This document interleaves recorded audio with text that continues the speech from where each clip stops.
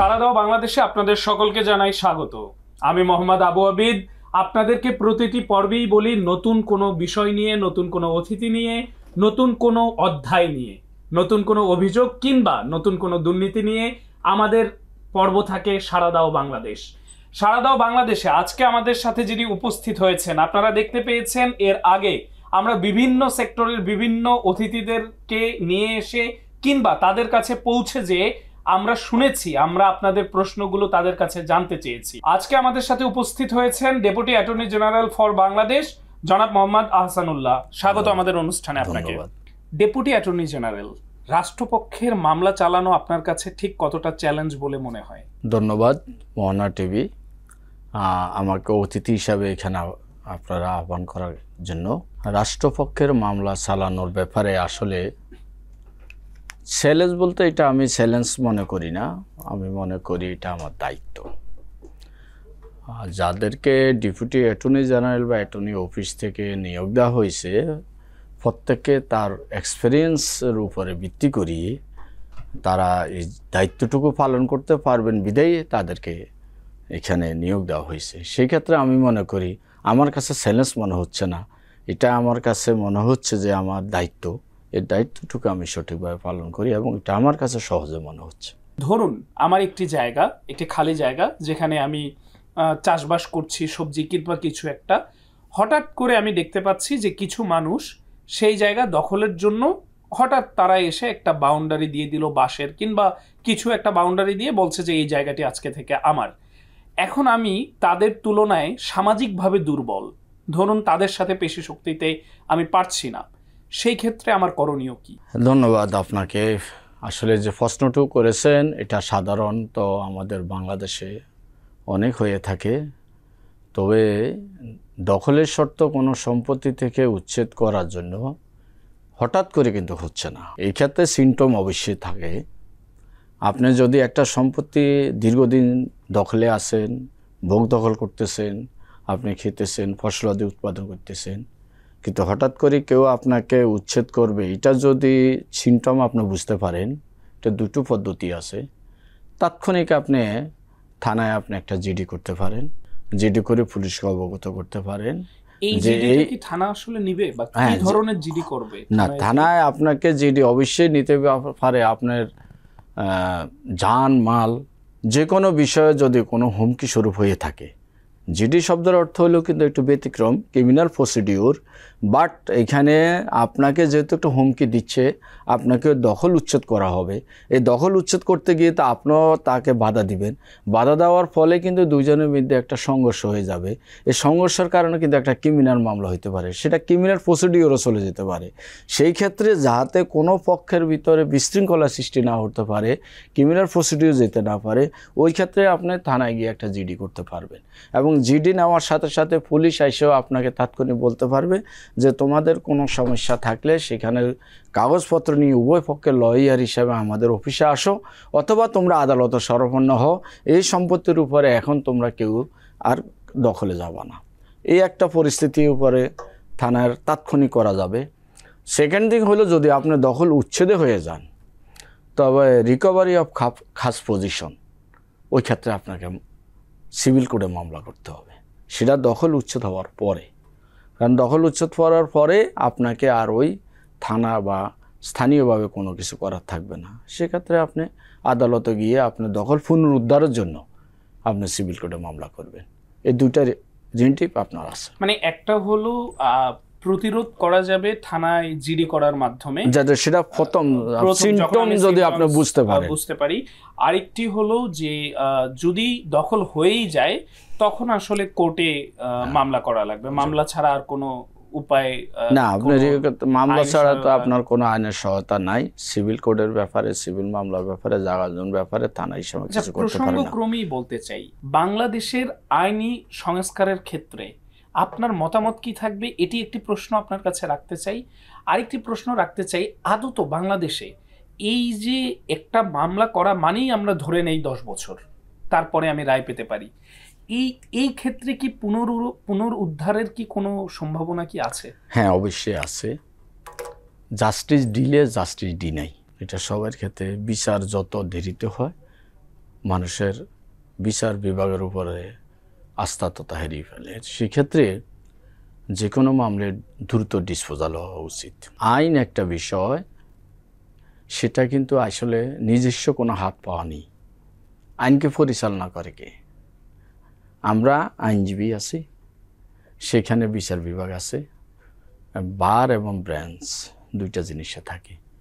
তার বাইরে থাকেন পক্ষ, দুটো পক্ষেই কিন্তু আপনারা আছেন। এই বিষয়গুলো নিয়ে আসলে মামলা দীর্ঘসূত্রায়িত হয়। শুধু যে আইনজীবীদের দোষ এটা আমি বলবো না, বিচার বিভাগের দোষ। আপনি যদি একটা পক্ষ হয়ে থাকেন, অনেক সময় দেখা যাচ্ছে যে আপনি এই মামলাটা রায় হলে আপনি দেখা যায় হারবেন, মামলার আপনার রায় পক্ষে যাবে না। আপনি ধরে নিচ্ছেন আপনার এখানে ডকুমেন্ট ঠিক নেই, দলিল নাই, পর্চা নাই, খাজনা খারিজ নাই, এগুলা আপনি দেখে ধরছেন আপনি এই মামলাটা, তখন আপনিও নিজেও চাচ্ছেন যেভাবে হোক আপনার লয়ারকে দিয়ে বিভিন্নভাবে আপনি মামলাটা দীর্ঘায়িত করে আপনি হয়তো কারো জায়গা দখলে থাকতে পারতেছেন, সেই ক্ষেত্রে আপনিও চেষ্টা করেন। এখানে পক্ষের একটা বিষয় আছে। অন্যদিকে আমাদের আসলে সিভিল মামলা জাগা জমিনের বিপদে আমি যে সিস্টেমটা আছে, আমাদের সিস্টেমটা স্টেপটা হলো প্রায় 31টা ধাপ আছে। 31টা ধাপ কিন্তু আপনার একটা সিভিল মামলা। প্রথমে ফাইলিং হবে, নোটিশ হবে। এখন এই নোটিশ জারির সময়ও দেখা যায় 6 মাস 1 বছর চলে যায়, পক্ষকে পাওয়া যাচ্ছে না। আবার পক্ষকে পাওয়া গেল, ওই পক্ষ যাতে হাজির হইতে না হয়, পক্ষরা কিন্তু চিন্তা করে যে আমরা যে নোটিশটা জারি হয়ে গেলে আমি নোটিশটা রিসিভ না করে ছাড়তে পারি, সেই ক্ষেত্রেও একটা সেখানে সমস্যা সৃষ্টি হয়। তারপরে আসার পরে আপনার পক্ষরে আসার পরে পক্ষ থেকে রায় পর্যন্ত যে স্টেপগুলো আছে, এই স্টেপগুলো প্রতিটা স্টেপে যদি একটা স্টেপের জন্য 3 মাস পরে সময় পড়ে, তাহলে কত বছর চলে যেতে পারে। তো আমার ক্ষেত্রে এখানে মতামত হইলো আসলে এই আইনগুলির শর্ট করা উচিত। সিভিল প্রসিডিওর কিছু জিনিস যারা আইন প্রণেতা, এরা কিন্তু এই জিনিসগুলো দেখা উচিত। যেমন এতগুলো স্টেপ আমার মনে হয় প্রয়োজন নাই। কারণ একটা মামলা দায়ের করার সময় যদি আইনেতে যে বিষয় আছে, এই বিষয়ে আমরা কিন্তু এখন এইভাবে চলবে, বাংলাদেশের মানুষ হয়রানি হবে, এই আইনগুলারে যদি সংশোধন করে মামলা দায়েরের সময় ইচ্ছা করলে একটা বাদীর আপনার সাক্ষী নিয়ে যেতে পারে, ডিপোজিশন নিতে পারে, তার একটা জবানবন্দি নিতে পারে, তার ডকুমেন্টগুলো নিতে পারে। ডকুমেন্ট দেখে যদি দেখে আদালত সন্তুষ্ট চিত্রে এই মামলাটা গ্রহণ করা যাবে, তখন সে গ্রহণ করলো। তাহলে কিন্তু মামলাটা রিসিভ করার সময়ে আর যেটা দায়েরের সময় কিন্তু অনেকটা কাজ এগিয়ে যাবে। তারপরে দ্রুত যেহেতু নিষ্পত্তি হয়, এই ক্ষেত্রে আপনার ওই স্টেপগুলি কমায় নিতে হবে। আর বিশেষ করে আদালতেরও সুদৃষ্টি সবাই সহযোগিতা করতে হবে, আইনজীবীদেরকেও এখানে সহায়তা রাখতে হবে। আর যাতে করে ডেটগুলো শর্ট হয় সেই ব্যবস্থা নিতে হবে। এখন বাংলাদেশের ভিতরে যে পরিমাণ মামলা আছে, সেই পরিমাণ দেখা যায় আমাদের জজ সাহেব নাই, কোর্টেরও সীমাবদ্ধতা আছে। এই সমস্ত বিষয়গুলি আসলে দ্রুত নিষ্পত্তি করা উচিত বলে আমি মনে করি। Thank you. যে ধরুন একটা ধর্ষণ মামলা বা ধর্ষণ চেষ্টা মামলা, যেটাই বলি না কেন, আমরা ধর্ষণ মামলাটার কথাই বলি, যে মামলাটি সত্য হলে ডিএনএ টেস্ট রিপোর্ট 1-1.5 বছরে পূর্ণাঙ্গ রিপোর্ট পাওয়া যায় না। এর মধ্যে কিন্তু ওই অপরাধী, জেলা জজ কোর্টে যদি মামলাটা হয়, ওই অপরাধী কিন্তু এর মধ্যে সে হাইকোর্ট থেকে জামিন নিয়ে বের হয়ে যাচ্ছে। এটি যেমন একটি সাইড রয়েছে। আবার অন্য একটি সাইড হলো, যদি যার নামে ধর্ষণের অভিযোগ আনা হচ্ছে তিনি যদি নিরপরাধী হন, ধর্ষণের মামলায় তো প্রথমেই তাকে গ্রেফতার করা হয়, তাহলে ওনাকেও তো 3-4-5 মাস, কিংবা ওনার ফাইন্যান্সিয়াল কন্ডিশন যদি ভালো না থাকে, লবিং যদি ভালো না থাকে, তাহলে তো হাইকোর্ট অবধি আসা পসিবল না, তার জামিনও তো হওয়া সম্ভব না। তাহলে একজন নির্দোষ ব্যক্তি যদি ধর্ষণের অভিযুক্ত অবস্থাতেই বছরের পর বছর যদি তার কারাভোগ করতে হয়, তাহলে কি এটি একটি আইনের সাংঘর্ষিক বলে আপনি মনে করেন কিনা? ধন্যবাদ আপনাকে সুন্দর একটা প্রশ্ন করার জন্য। এখানে দুটো বিষয় আপনার আসছে, একটা হলো দর্শনের চেষ্টা আর একটা হলো দর্শন হওয়ার পর। দর্শনের চেষ্টা হলে সেকশন একরকম, সেটা হবে 10 ধারা নারী শিশু, আর দর্শন হয়ে গেলে নারী শিশু 991। দর্শন হওয়ার পর কোনো ব্যক্তি মামলা দায়ের করলে সেটা প্রমাণের অবশ্যই টেস্ট প্রয়োজন হবে।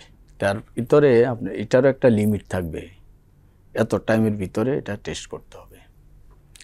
যদি কোনো ব্যক্তি আসামি হয়ে যায়, যেহেতু আইন আমাদের বাংলাদেশের করেই আছে এইভাবে, একটা হলো কোরআনী শাসন, সেটা হলো উপস্থিত বসে প্রমাণ করা।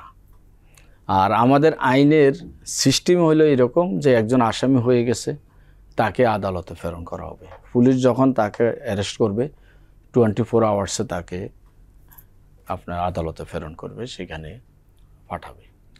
আদালত তো প্রাথমিক অবস্থায় আপনার যে জিনিসটা পাচ্ছি, মামলাটা যদি থানা হয় আপনি সেখান থেকে মামলাটা পাঠাই দিচ্ছেন, সেখানে কিন্তু আপনার বাদী থাকতেছে না, শুধু আসামিটার অ্যারেস্ট করে নিয়ে আসলো। আদালত কি দেখতেছেন? সে আসামি, আদালতের দৃষ্টিতে এখন সেই আসামি। এই ক্ষেত্রে এই জঘন্য অপরাধের জন্য আদালত তো সাথে সাথে তাকে জামিন দিতে পারেন না, কারণ আদালতে প্রমাণ থাকতে হবে যে সেই এই দর্শনটা করে নাই। ওই প্রমাণটা টেস্টে আসতে হবে, যে মেডিকেল টেস্টটা ডিএনএ করার পর্যন্ত তাকে তো এই অবস্থানে রাখতে হবে। এখন টেস্টে যখন পাঠাইছে, ডাক্তার সাহেবের কাছে গেছে, সেইখানেও তো একটা লিংদি প্রসেস হতে পারে, সেইখানেও বিষয় আছে। একটা মামলার পিছনে কিন্তু অনেকগুলো বিষয় জড়িত থাকে। বাংলাদেশের এই যে ওসিসি ডিপার্টমেন্ট বলে, আমি যদি ভুল না করি, এই ডিএনএ টেস্টটা যেখানে করা হয়, সেটি পুরো বাংলাদেশে শুধু ঢাকায় একটি ল্যাব আছে, আমি যদি ভুল না করি। তাহলে পুরো বাংলাদেশে এত এত ধর্ষণ মামলা যদি একটি ল্যাবে করা হয়, এখানে তো একটা দীর্ঘ সময়ের, যেমন 1.5 বছরেও একটি রিপোর্ট পাওয়া যায়নি, আমার একটি ব্যক্তিগত একটি স্টাডি মামলা থেকে আমি বলছি। তাহলে সেই জায়গাটা থেকে এটি কি আসলে সমন্বয়ের অভাব, কিংবা ল্যাব বাড়ানো দরকার, এই জায়গাগুলো নিয়ে আপনারা কাজ করছেন কিনা? আপনি যেহেতু এখন রাষ্ট্রপক্ষকে ডিরেক্ট, আপনি রাষ্ট্রপক্ষের আইনজীবী, এই জিনিসটা বাড়ানো অবশ্যই প্রয়োজন। আর এই বাড়ানো আমাদের আসলে এটা আমাদের হাতে না, রাষ্ট্রের একটা অংশ আইন প্রণতা, সেটা সংসদ করে থাকেন। আর মেডিকেল বিষয়গুলো এটা স্বাস্থ্য মন্ত্রণালয় করে থাকেন। অবশ্যই ওনাদের এটা দৃষ্টি দেওয়া উচিত যে একটা দুটো ল্যাব দ্বারা বা স্থানীয় ঢাকা, যেমন চাঁদপুরে একটা ডিস্ট্রিক্টে এই ঘটনাটা ঘটলো, ওইখানে থাকে এটা ল্যাবে রাখা উচিত ছিল, যে এখান থেকে এটা টেস্ট করে সাথে সাথে রিপোর্ট দেওয়া। এটা আপনি আপনার সাথে একমত পোষণ করতেছি, ল্যাব বাড়ানো উচিত। এই টেস্টের যদি রিপোর্টটা, আমি ওই আবার আমার পুরোনায় চলে যাচ্ছি, যে টেস্টের রিপোর্টটা যদি আপনার দ্রুত পেয়ে থাকে, যদি ম্যাজিস্ট্রেট সাহেব দেখেন যে বিচারক যে সেই তো এটা অপরাধী না, উনি সাথে সাথে জামিন দিয়ে দিতে পারেন, উনি জামিন পেয়ে যান, তখন আর আপনার উচ্চ আদালতে যাওয়ার প্রয়োজন মনে করে না।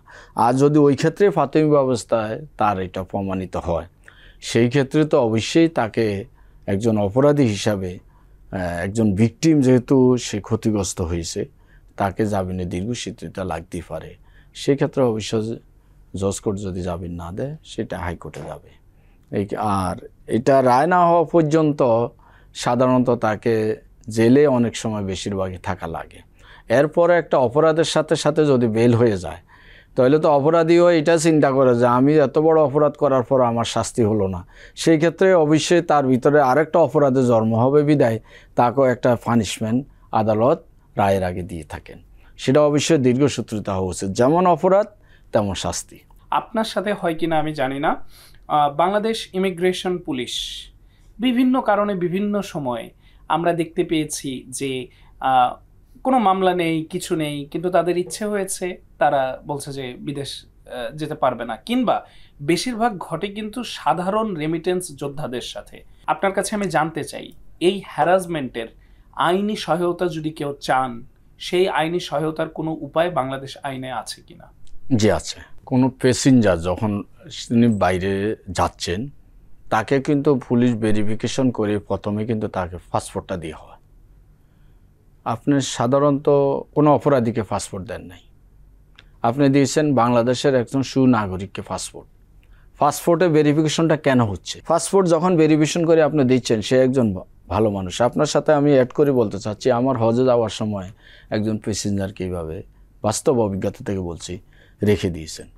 আমি তখন ওনাদের সাথে, ওনারা আমাকে বুঝতে পারে না আমি লয়ার, আমাকে যখন ওই প্যাসেঞ্জারটা ছিল একটা পাওয়া তার নাই, আমার মোয়াল্লেম বলল যে আপনার সাথে আমি কি ওনাকে দিলাম, তো আমি ওনাকে আবার সামনে রাখলাম, যেহেতু একটা হিউম্যানিটির ব্যাপার, সে আমার সাথে যাচ্ছে।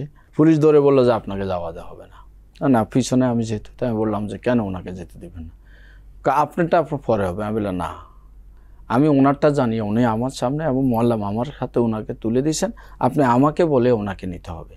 তখন উনি বললেন আপনি কে? আমি বললাম আমি যেই হোক, আমি ধরেন সাধারণ পাবলিক, কিন্তু আমার এটা জানার বিষয় আছে। আমি এখন আমার লয়ার পরিচয় দিচ্ছি না, আপনার কোশ্চেনটার সাথে আমার আসলে ঘটনাটা মনে হলো। সাথে সাথে আমি ওনার সাথে বার্গেনিং হওয়ার পরে উনি দেখলো যে এক পর্যায়ে আমাকে একটু, আমি বললাম দেখেন আপনি কিন্তু একজন পুলিশ অফিসার, আপনি ইচ্ছা করলে কিন্তু একজন হাজির সাথে এই ব্যবহার করতে পারেন না, সাধারণ পাবলিকের সাথে পারেন না। এখন একজন হাজি, ওনাকে কি আপনার পাসপোর্টটা ভেরিফিকেশন করে দেন নাই? হ্যাঁ দিয়েছি, একটু প্রবলেম আছে। তো প্রবলেম থাকলে ওনার হাতে পাসপোর্ট দিলেন কেন আপনি বলেন? তখন উনি বুঝলো যে আমাকে, তাহলে আপনার একটু আমার রুমে আসেন। আমি ওনাকে নিয়ে রুমে চলে গেলাম, অন্যান্য অফিসে চলে গেলাম। উনি আমারে বললো যে আপনার পরিচয়। আমি বললাম যে আমি একজন লয়ার।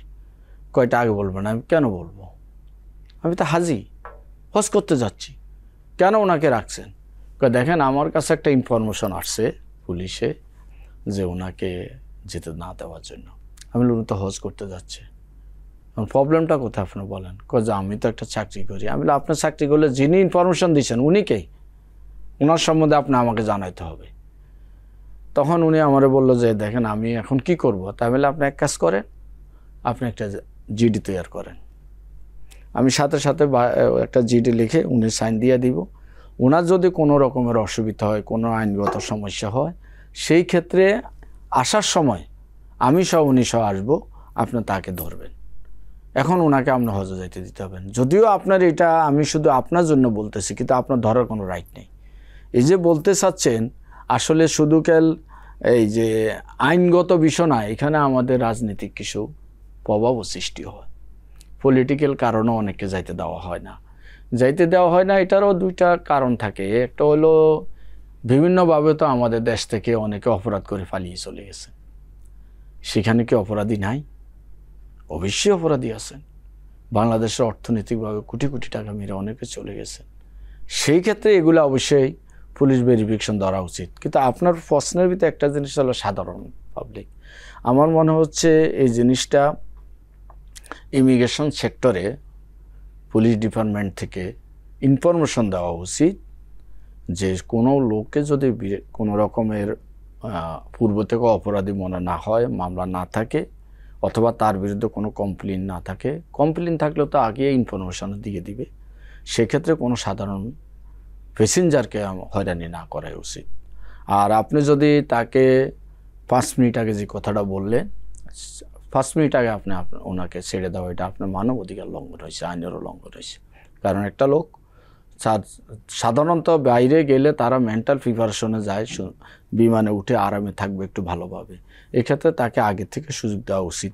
আর যদি এরকম ইনফরমেশন থাকে, যেহেতু ভিসা আমার হয়ে গেছে, ভিসার একটা কপিতে আমার চলে গেছে আপনার এয়ারপোর্ট, তাহলে আপনি আমাকে আগে পূর্ব থেকে ইনফরমেশন দিতে পারেন এয়ারপোর্ট থেকে যে আপনার বিরুদ্ধে এই এলিগেশন আছে, আমরা এই বিষয়টা তদন্ত করে আপনাকে আমরা এখানে যেতে দিব। যদি কোনো প্রবাসী বিনা অপরাধে এরকম হ্যারাসমেন্টের শিকার হয়, তাহলে তিনি আইনি সহায়তা কিভাবে নেবেন? মানে এটি কি নেওয়া সম্ভব কিনা? একজন প্যাসেঞ্জার যখন আসলে ওইখানে যায়, সে একটা আয়নাঘরের ভিতর বন্দি অবস্থানে চলে যায়। এক্ষেত্রে অনেক ফিরে আসলো তখন তার সাথে হয়তো মোবাইল থাকে না বা যোগাযোগের কোনো ব্যবস্থা থাকে না। যদি যোগাযোগের ব্যবস্থা থাকে, উনি ওনার সাথে যে কোনো একজন আইনজীবীর সাথে পরামর্শ নিতে পারেন, কারণ যেহেতু ওনারা এই আইনটার ব্যাপারে জানা নাই।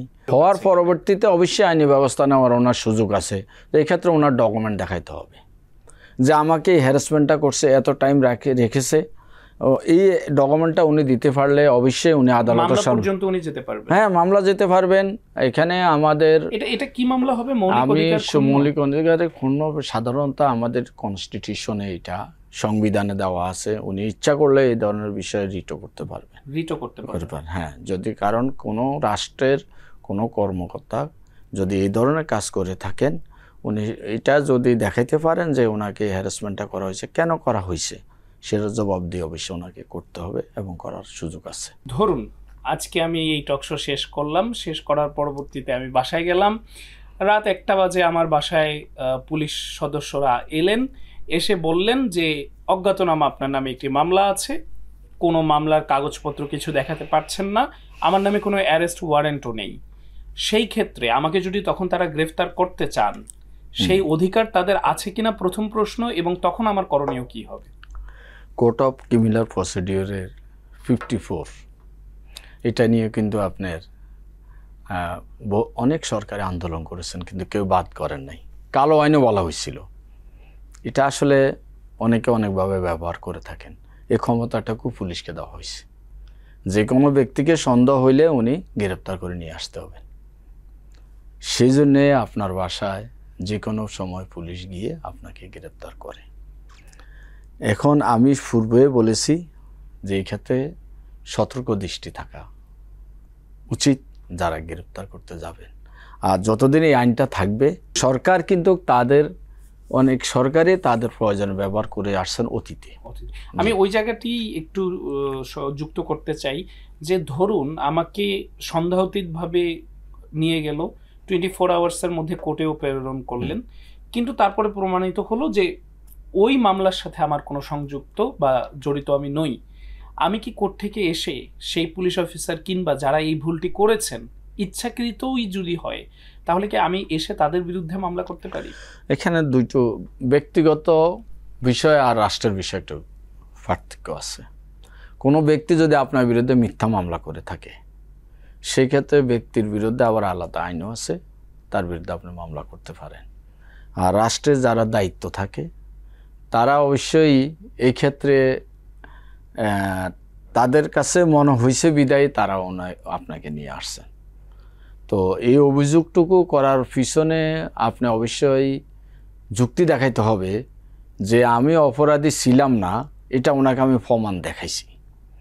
যখন আপনাকে উনি গ্রেপ্তার করে, আপনাকে গ্রেপ্তার করার সময়ও যদি আপনি বুঝাইতে পারেন যে না এই ঘটনার সাথে আমি ছিলাম না, উনি স্যাটিসফ্যাকশন হইলে আপনাকে গ্রেপ্তার নাও করতে পারে। আর তারপরও যদি করে, অবশ্যই এটার বিরুদ্ধে আইনগত ব্যবস্থা নেওয়া যাবে। যতই সমাজ আধুনিক হচ্ছে, আধুনিকতার ছোঁয়া বাড়ছে, ততই যৌথ পরিবার ভেঙে তৈরি হচ্ছে ছোট ছোট পরিবার।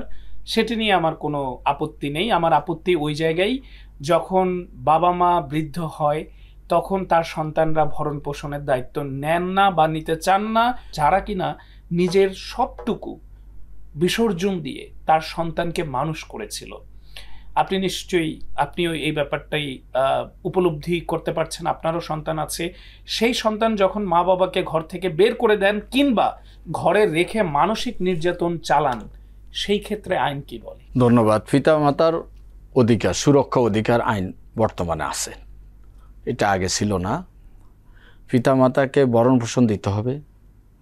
তার যদি সে মনে করে যে সন্তানের কাছে নিরাপদ নয়, সে আদালতে অবশ্যই যেতে পারে। এটা পিতামাতার সুরক্ষা অধিকার আইনটুকু স্পেসিফিক বলা আছে, এটা একটা আইন হয়েছে। সেক্ষেত্রে অবশ্যই না, সেই ক্ষেত্রে অবশ্যই আদালত মানবিক দৃষ্টিতে দেখে প্রথম অবস্থায় যে বাবা মাকে তুমি নেও, যদি তুমি না নাও তোমাকে আমরা শাস্তি দিব। কারণ আদালতে আসার পরে আসলে সবাই ভয়ে হোক যেভাবে হোক তাকে নিয়ে যা মাকে। মা যদি মামলা তখন কিন্তু তুলে নেন না, মামলা আদালত ওই ব্যাপারে অবশ্যই সুদৃষ্টি দেখেন। কারণ আমরা এই যতগুলি মামলা আমি নিজে ওই ব্যাপারে অ্যাডভোকেট হয়েছি, আদালতের সাথে সাথে এটা সমন বা ওয়ারেন্ট দিয়ে দেন।